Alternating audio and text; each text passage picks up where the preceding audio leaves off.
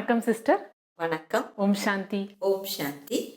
Sister, ஹடயோகத்துக்கும் ராஜயோகத்துக்கும் உள்ள வித்தியாசம் என்ன சிஸ்டர்? ராஜயோகம் அப்படிங்கிறது எல்லா நினைவுகளுக்கும் மேலான நினைவு இறைவனுடைய நினைவு. அதனால தான் அதுக்கு பேர் ராஜா என்று பெயர் வைக்க. தலைச்சிறந்தவர். மனிதர்களை நினைப்பதும் யோகம்தான், பதார்த்தங்களை நினைப்பதும் யோகம்தான். இவைகளுக்கெல்லாம் தலை சிறந்த நினைவு இறைவனுடைய சிந்தனை. அந்த பரமாத்மா ஈஸ்வரனான சிவனை நாம் நினைவு செய்வதால் இந்த யோகத்திற்கு பெயர் ராஜயோகம் என்று வைக்கப்பட்டிருக்கிறது. ஹடயோகம் என்றால் அதனுடைய பொருள் என்னவென்றால், ஹடம் என்றால் உடலை வருத்தி கொண்டு செய்வது.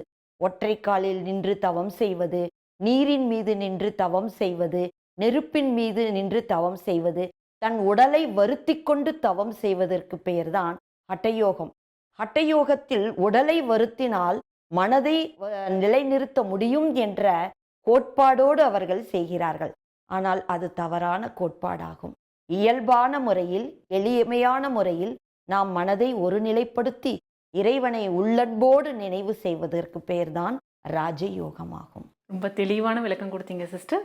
இப்போ நேர்களுக்காக என்ன தயார் பண்ண போறீங்க? இப்போது நாம் புளி அரிசி உப்மா செய்வது எப்படி என்பதை பற்றி நாம் பார்க்க போகிறோம். இந்த புளி அரிசி உப்மா குறுகிய நேரத்தில் மிக சுவையான ஒரு டிஷ்ஷாக நாம் தயாரிக்க முடியும். அதை பற்றி இப்போ நம்ம பார்க்க போகிறோம். புளி அரிசி உப்மா செய்ய தேவையான பொருட்கள்: பச்சரிசி 1 ஆழாக்கு, புழுங்கலரிசி 1 ஆழாக்கு, வெல்லம் சிறிதளவு, புளி 2 கரண்டி, வத்தல் தேவையான அளவு, சீரகம் தேவையான அளவு, பெருங்காயத்தூள் சிறிதளவு, 1 மணி நேரம் ஊற வைத்த கடலைப்பருப்பு 1 கப். இவை அனைத்தையும் சேர்த்து அரைத்துக் கொள்ளவும். தாளிக்க தேவையானவை: எண்ணெய் தேவையான அளவு, கடுகு 1 தேய்க்கரண்டி, கருவேப்பிலை 4 முதல் 5 இலை, பெருங்காயத்தூள் தேவையான அளவு. இந்த புளி அரிசி உப்மாவில் 1 அலாக்கு பச்சரிசி, 1 அலாக்கு புழுங்கரிசி எடுத்துக்கிறோம். அதில் கொஞ்சம் வெல்லம், 2 புளி கரண்டி அளவு நம்ம புளி எடுத்துக்கிறோம். அப்புறம் இதில் வத்தல், சீரகம், பெருங்காயத்தூள் 1 ஸ்பூன் எல்லாத்தையும் இதில் கலந்து நம்ம அரைச்சி இப்போ வச்சுருக்கோம். இதில் கொஞ்சம் ஊற வச்ச கடலை பருப்பு, இதை 1 கப் இதில் நம்ம சேர்த்துருக்கோம். இப்போ எல்லாம் சேர்ந்து கலவை, இந்த அரிசி கலவையாக இருக்குது. இப்போ இதை நம்ம எப்படி செய்யறதுங்கிறத பற்றி பார்ப்போம். இப்போ நம்ம வடைச்சட்டியில் எண்ணெய் ஊற்றிக்குவோம். பற்ற வச்சுட்டு எண்ணெய் எடுத்து கொடுங்க. 2 ஸ்பூன் அளவு இப்போ நம்ம எண்ணெய் விடுறோம். இதில் எண்ணெய் காஞ்ச உடனே நம்ம 1 ஸ்பூன் கடுகு இதில் போடுறோம். அப்புறம் இதில் கொஞ்சம் பெருங்காயத்தூள் போடுறோம். இப்போ நம்ம இதில் கொஞ்சம் கருவேப்பிலை சேர்த்துக்கிறோம். சேர்த்து நல்லா ஆன உடனே கொஞ்சம் இதை நம்ம சிம் பண்ணிடுறோம். சிம் பண்ணிவிட்டு இந்த கலவை, அரிசி கலவை அதில் இப்போ நம்ம விட போகிறோம். கலர்ஃபுல்லாக இருக்குது பார்த்தீங்களா? இதில் கடலை பருப்பு ஊற வச்சு அதை நம்ம இதில் சேர்த்துருக்கோம். இது நல்லா சேர்த்துடுறோம். கொஞ்சம் நம்ம இதில் தண்ணி சேர்த்துக்குவோம். இது நல்லா இதை மிக்ஸ் பண்ணிவிட்டு நம்ம இப்போ இதோட இதை சேர்த்துக்கிறோம்.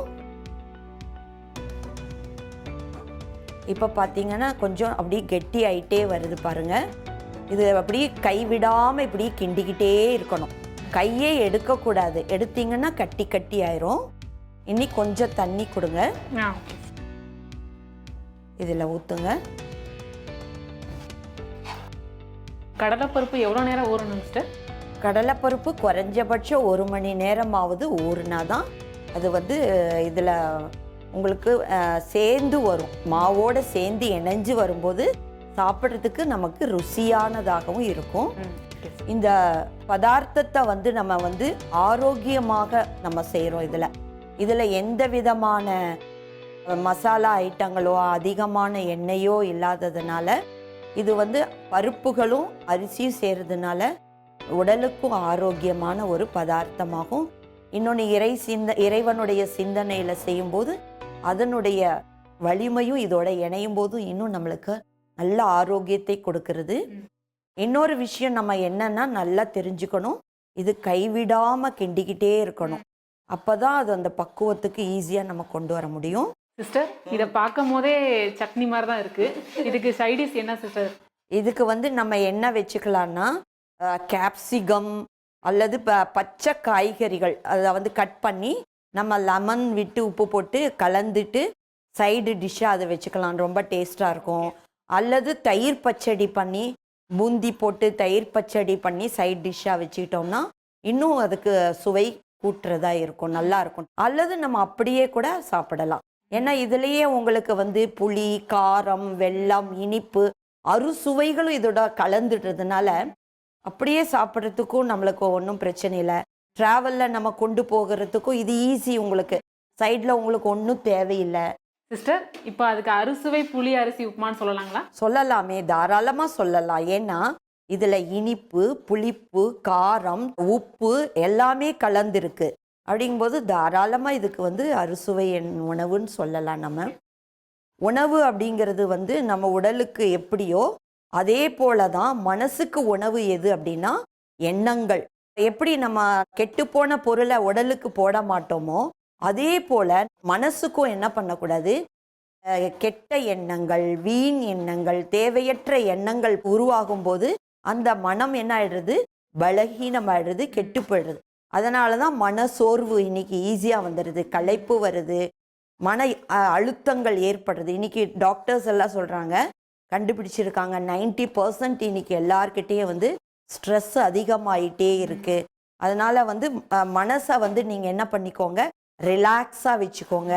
மனதினுடைய தாக்கம் வந்து ஒரு அற்புதமான ஒரு ஆராய்ச்சியில் கண்டுபிடிச்சிருக்காங்க.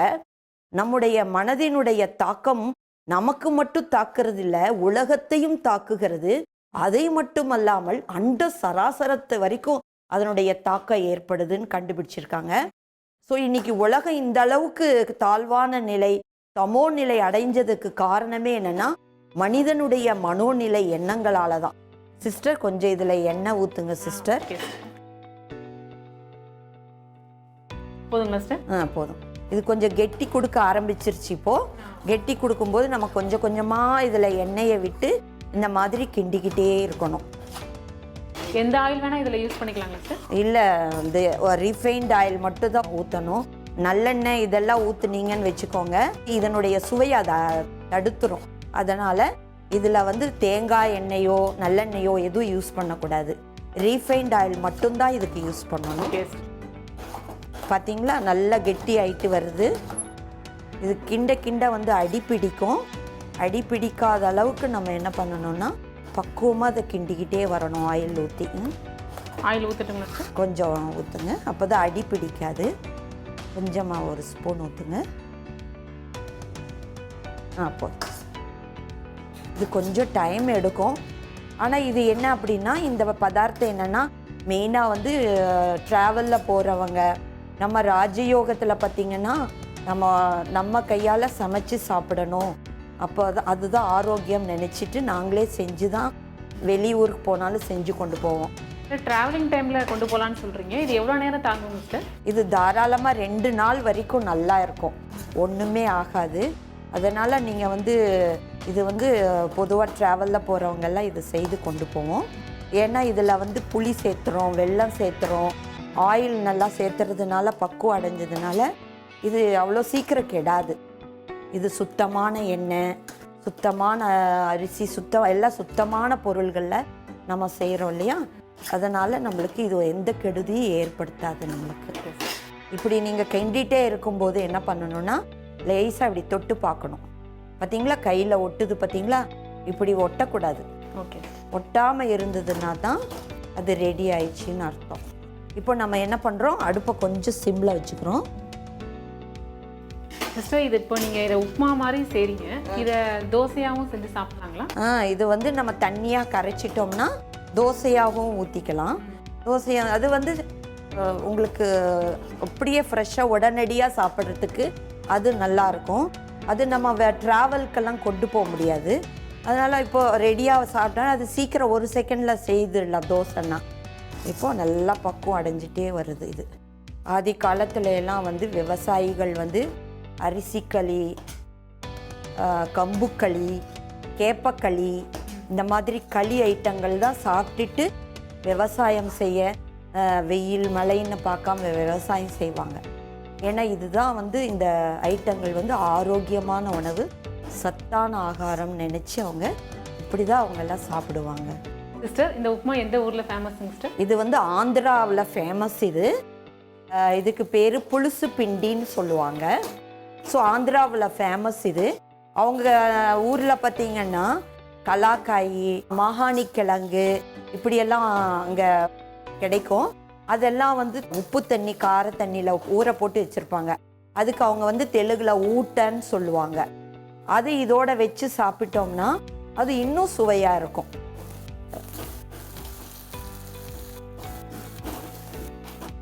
பார்த்தீங்களா, ரெடி ஆயிடுச்சு. இப்போ நம்ம ஆஃப் பண்ணிட்டோம். ஆந்திரா ஸ்பெஷலான புலுசு பிண்டி அப்படிங்கிற புளி அரிசி உப்புமா தயாராகிடுச்சு. இப்போ இதை நீங்கள் வந்து டேஸ்ட் பண்ணி பாருங்கள் எப்படி இருக்குன்னு.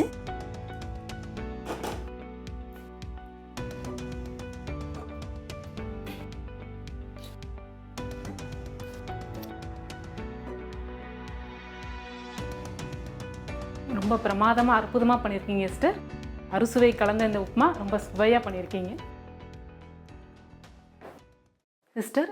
இந்த நிகழ்ச்சியில் வந்து கலந்து கொண்டு நேர்களுக்காக அறுசுவை கலந்த இந்த உப்புமா தயார் செய்து காண்பித்ததற்கு மிக்க நன்றி. வணக்கம். வணக்கம். புளி அரிசி உப்மா செய்முறை.